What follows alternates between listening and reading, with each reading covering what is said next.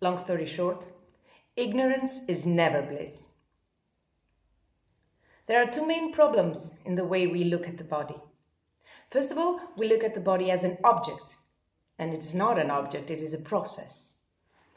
Secondly, especially when we are younger, we tend to want to conquer our body, to push it into its limits, to tame it. We never listen. And unfortunately, as we grow older, we learn to listen the hard way. We learn to listen when the body starts yelling with pain. So it is very important to be able to feel the differentiations, to feel the signals way before pain. And also, it's very important to be able to have a vocabulary around our kinesthetic sense. And it's something that we have never cultivated, but it is something that can be learned. So at first, clarifying the sensations can be difficult, and we only get to feel the really big differentiations. And it might take a minute to feel which hip feels heavier and which hip feels flatter on the floor. But slowly, as we progress through this work, our skills become better and honed, and we can feel even the smallest whisper of the body. And instead of trying to push through the pain and push through effort, we start to learn to listen and be able to flow. We move with the body instead of against it. And we are our body. Pushing against our body, trying to tame our body, is trying to tame ourselves.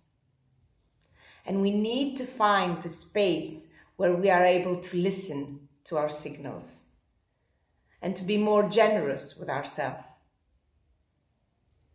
So in this lesson, I will invite you to lie down and listen. And I would also invite you not to do this once, but try it for a few days and see if you can get your skill honed, if you can listen more and more to the subtle variations in the weight as you lie down. And of course, if you would like the extended version of this video, and you would also like to support me in my effort, hop over to Patreon, become a supporter, and get every extended version of every video. Enjoy! Let's begin by taking a moment to stand. And as you do, feel the contour of your body,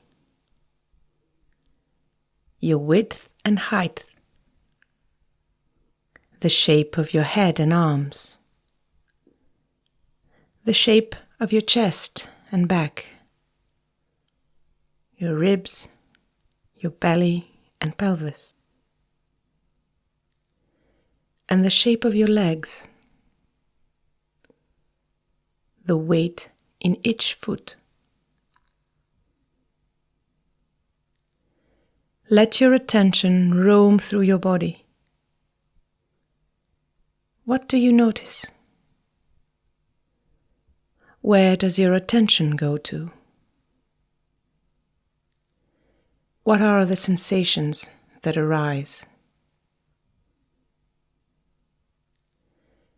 Which parts feel light? Which heavy?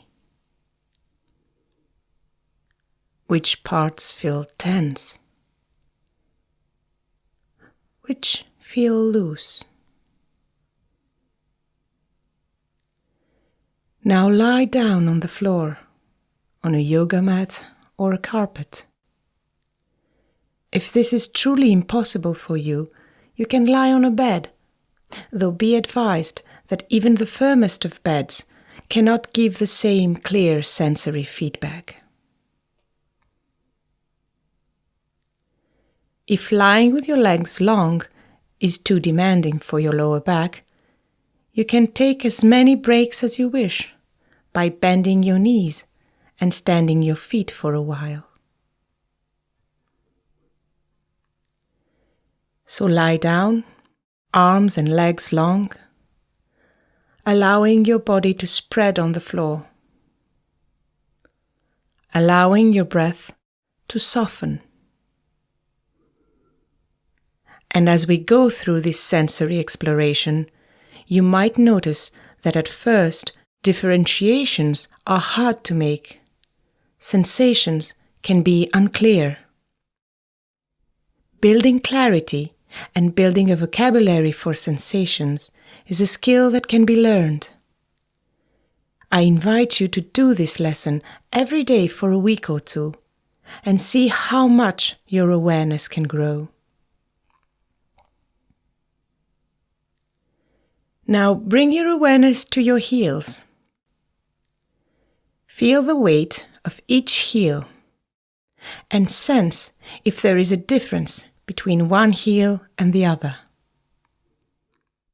If one feels heavier. And as you move your awareness up your legs, which is the next place you can feel your body spreading to the floor? Can you feel your calves? And perhaps between your heels and your calves, you can sense a small arch, lighter, lifting from the floor, your ankles.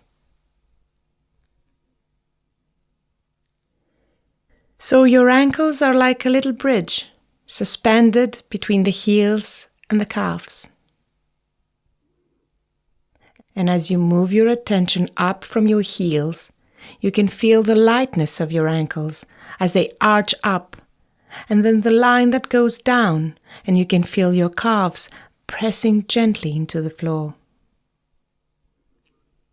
And as you continue to move your attention up your body again, past your calves, you may find that the sensation is getting lighter, as the back of your knees is also a small arch. And then again, the weight becomes more prominent as the back of your thighs spread on the floor. Moving your attention up to your hips, pelvis. Can you feel which side feels heavier and which side feels flatter on the floor? And as you continue to go up, you can feel the arch of your lower back, your lumbar spine, lighter. And then your ribs and upper back that feel flatter on the floor as the curvature of your thoracic spine gently presses towards the floor. And going up your spine between your shoulder blades, find the place where your spine becomes light again, as it lifts to create the curvature of your neck, your cervical spine, and the place where the back of your head touches the ground, supporting your weight. Now bring your attention to your shoulder blades. Which side feels heavier? Which side lies flatter, wider on the floor? You might feel the need to adjust yourself. Feel free to do so. Allow the floor to support your weight. Allow the pull of gravity to spread your body as you release your weight on the floor. Again, pay attention to your shoulder blades. Which side feels heavier? Which side feels flatter on the floor? Bring your attention to the front of your shoulders. Which side feels closer to the ceiling and which closer to the floor? Bend your elbows and bring the tips of your fingers to touch the front of your shoulders. Does the sensation remain the same? Which shoulder feels standing higher towards the ceiling? Which shoulder feels bigger, thicker? Perhaps the sensation is clear and perhaps not. And perhaps the sensation changes as you shift your attention from one side to the other. It's okay. Just notice what is there. Now bring your arms back down and let them rest on the floor.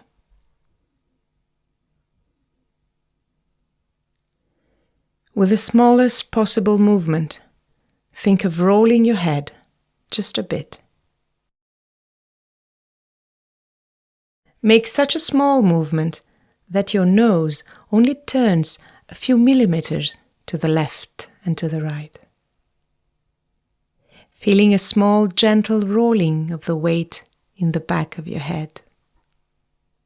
And as your head rolls, notice what changes in your shoulders, what changes in your shoulder blades. Can you sense the weight of your head shifting from one side to the other?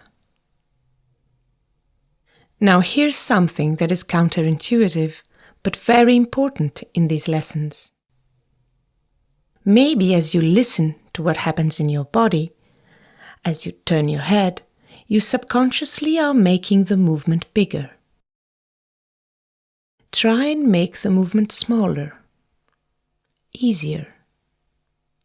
As you minimize the effort and movement of your head, you will be able to sense the rolling of the weight in your shoulders clearer, and even traveling more down your spine. Notice. Can you feel the turning of your head as a shift of weight in your rib cage? Perhaps your pelvis.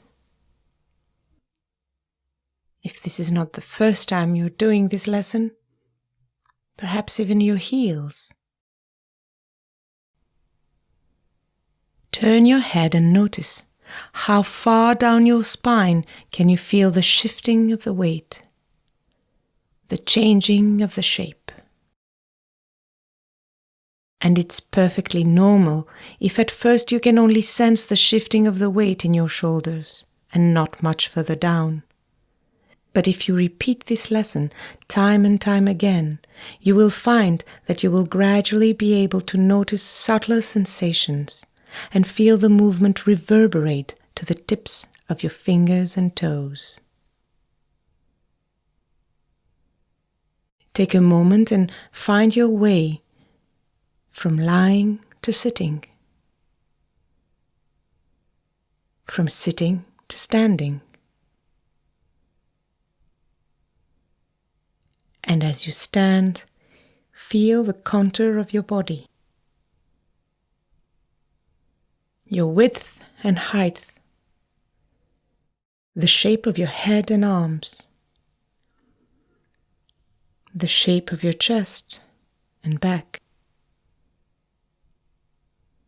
your ribs, belly and pelvis, and the shape of your legs, the weight in each foot. Has the perception of your body changed from the last time you stood up? Can you remember and compare? It's okay if you can't verbalize it. It's okay if at first it's just an eerie feeling of change. You did good.